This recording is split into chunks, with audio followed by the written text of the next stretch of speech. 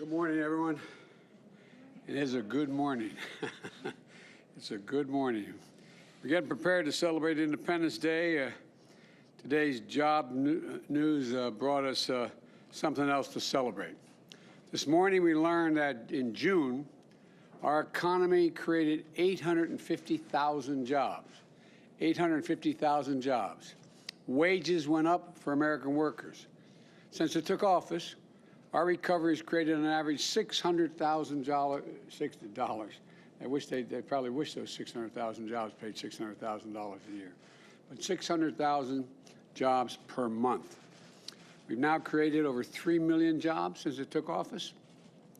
More jobs than have ever been created in the first 5 months of any presidency in modern history, thanks to the incredible work of the entire team. This is historic progress, pulling our economy out of the worst crisis in 100 years. Driven in part by our dramatic progress in vaccinating our nation and beating back the pandemic, as well as other elements of the American Rescue Plan. Today, the U.S. is the only major advanced economy where the OECD projections of future output are higher today than they were in January 2020 before the pandemic hit. And America was ranked first in Bloomberg's COVID resilience ranking. None of this happened by accident. Again, it's a direct result of the American Rescue Plan. And at the time, people questioned whether or not we should do that even though we didn't have bipartisan support. Well, it worked. In February, the Congressional Budget Office projected 2021 economic growth would be 3.7%.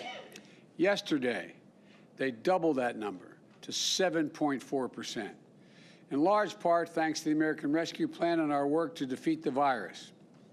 The last time the economy grew at this rate was in 1984, and Ronald Reagan was telling us it's morning in America. Well, it's getting close to afternoon here. The sun is coming out. At the time, the CBO revised their long-run deficit projections down as a share of GDP. They just have done. So the American Rescue Plan is strengthening our financial position, and it grows our economy. It's continuing to grow our economy. And the strength of our recovery is helping us flip the script.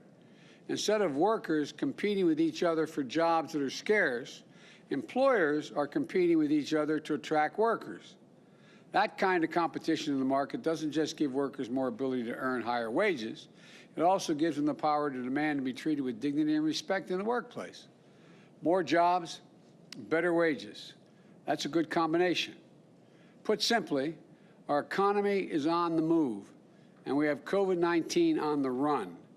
Yes, we have more work to do to get America vaccinated and everyone back to work. We're aiming for full employment, and that means keeping our pace on jobs growth, including for Black, Hispanic, and Asian workers. But this progress is testament to our commitment to grow this economy from the bottom up and the middle out. The American Rescue Plan provided resources to get shots in people's arms and checks in people's pockets. Schools were struggling to reopen, so we made vaccinating teachers a priority, getting schools the much-needed support. In March, just in the month of March, we added 364,000 education jobs to the rolls. Small businesses and restaurants are getting crushed. Now we're delivering the loans and support they need to reopen and to stay open. This morning, we've learned that jobs in some hard-hit sectors such as restaurants, hotels, amusement parks were up by 343,000 last month, over 1.5 million in the past 5 months. And more help is on the way to give families just a little bit more breathing room. Starting this month, families are going to receive one of the largest ever single-year tax cuts that middle-class families have ever received. And it's called the Child Care Tax Credit. And here's how it works. In the past, if you paid taxes and had a good income, you could deduct $2,000 per child, and that would come off the total amount of taxes you owed. You had 2 children, you owed $10,000, you take off $4,000. In the American Rescue Plan, we expanded that. Now, a parent would get $3,600 for each child under the age of 6, and $3,000 for dependents they have between the ages of 6 and 17. So instead of just being a credit against the taxes you owe, it's now a fully refundable credit, half of which will get paid out on a monthly basis. Look, what that means is this year, middle-class families with 2 young children can expect to receive a $7,200 in a rebate, in effect, a tax return, with the monthly payments of $600 a month starting this month until it's paid out. 8 out of every 10 families who use direct deposit will get their refunds. They'll be able to get a monthly payment on the 15th of every month from now to the end of the year, so they get that paid out. Help with families most need help to make ends meet. It's important. I've said for a long time, it's time to give ordinary folks, ordinary Americans, middle class and working class Americans, a tax break. This is the type of tax cut that can help our economy because it will go to families who are going to spend it. It will also help lead a historic reduction in child poverty. Excuse me. Historic reduction in child poverty, which will have long-term benefits for our economy. And we're delivering $39 billion to help child care providers serve more families, to help parents, particularly women, get back to work. Last month, our economy added nearly 25,000 child care jobs. Again, none of this happened by accident. We're proving to the naysayers and the doubters that they were wrong. None of this is guaranteed to continue, though, unless we finish our work. Now's the time to accelerate the progress we've been making. Now is the time to build in long-term foundation that we've laid and build it in for a long term. Economists of all stripes agree that my plan will create good jobs and drastically strengthen our economy in the long run. So we have to continue to make the investments that will allow our economy to build back better and deal everyone in. We took a significant step in that direction last week when the bipartisan group of senators forged an agreement with me to move forward on key portions of my American Jobs Plan.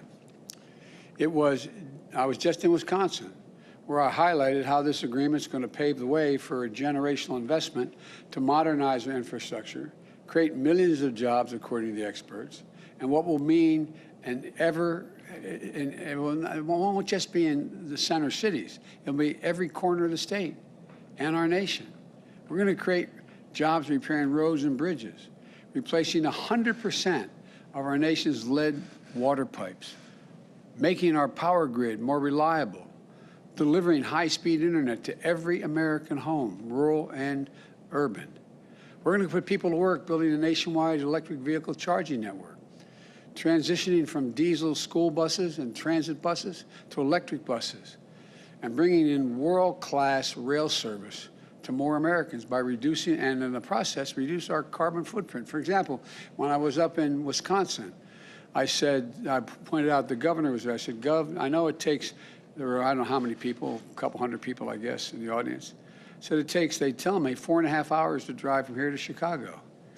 With the money we have for mass transit here, you're going to be able to do that in 2.5 hours. And all the data shows that when it's easier to get someplace by rail than by automobile, it's cheaper and it generates a whole lot less carbon footprint. We're going to create good paying union jobs, capping hundreds of thousands of abandoned oil and gas wells to stop methane leaks that are devastating and to protect the health of our communities. These are good jobs. Taken together, these investments are going to position America to compete with the world and win the 21st century. You know, as we bring home key parts of my American Jobs Plan, I'm going to make the case for equally critical investments that we still need, including those in which I introduced at the same time my Americans Family Plan. When I was running for president, I put together a bold, aggressive plan to deliver child care, paid leave, universal pre-K for 3- and 4-year-olds, free community college, Maybe the most important thing among them was extending the child care tax credit I just mentioned for another 5 years, which will significantly benefit middle-class and working-class families. That human infrastructure is as essential as our physical infrastructure. It can help us create more good jobs, ease the burden on working families, and strengthen our economy, strengthen in the long run. These investments are critical. And as the plans I put forward tackle our climate crisis, which are broad and deep, I'm going to fight to see them enacted and signed into law. We have a chance to seize this economic momentum of the first months of my administration, not just to build back, but as I've been saying, build back better. This much is already clear. We're on track. We're on the right track. Our plan is working, and we're not going to let up now. So I want to thank everyone. Wish you all a happy 4th of July. We're going to be able to go to ball games. You're going to be able to sit in stadiums. You're going to be able to be with your families in backyard barbecues, as we hoped. And we're going to make more progress. So God bless America, and may God protect our troops. Could you talk to us about Afghanistan? Is the drawdown going to be done in the next few days? No. No, we're on track exactly as to where we expect it to be. But I wanted to make sure there was enough, quote, running room that we wouldn't be able to do it all to September. There'll still be some forces left, but it's a rational drawdown with our allies, and it's making, so there's nothing unusual about it. Are you worried that the Afghan government might fall? I mean, we are hearing about the Taliban is taking more and more districts. Look, we're in that war for 20 years, 20 years. And I think I met with the Afghan government here in the White House, in the Oval. I think they have the capacity to be able to sustain the government. There's going to have to be, down the road, more negotiations, I suspect. But I am concerned that they deal with the internal issues that they have to be able to generate the kind of support they need nationwide to maintain the government. That thought on Afghanistan. I want to talk about happy things, man.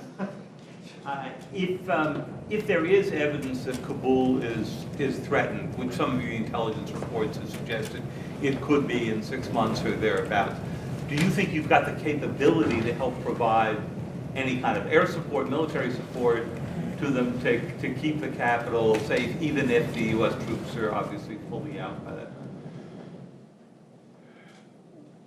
We have worked out an over-horizon capacity that we can be value added, but the Afghans are going to have to be able to do it themselves with the Air Force they have, which you're helping them maintain. Afghanistan. I'm not going to answer any more questions on Afghanistan. Look, it's 4th of July. On the economy, I'm concerned that you guys are asking me questions that I'll answer next week. But this is a holiday weekend. I'm going to celebrate it. There's great things happening. Economy's growing faster than any time in 40 years. We've got a record number of new jobs. COVID deaths are down 90%. Wages are up faster than any time in 15 years. We're bringing our troops home. We have all across America, people are going to ball games and doing good things. This is a good. I'll answer all your negative questions, not negative, your legitimate questions.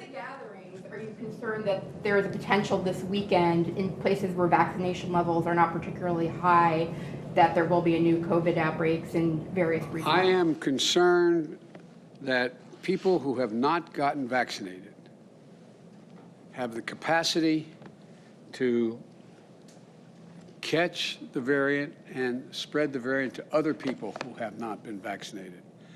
I am not concerned there's going to be a major outbreak, in other words, that we're going to have another epidemic nationwide, but I am concerned lives will be lost. And I was even reading today, there's some speculation, some judgment is coming out that we may be able to even communicate the vaccine, the new variant to your pets.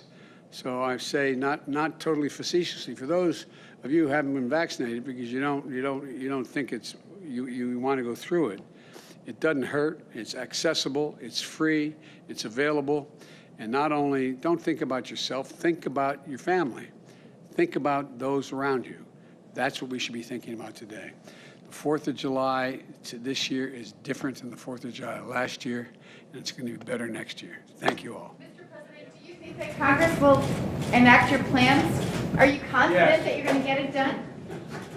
Come Oh, on. come on, guys. Have you ever been confident about anything with guarantee? Who wants to put money on anything that Congress is going to do? Look, folks, this is a process.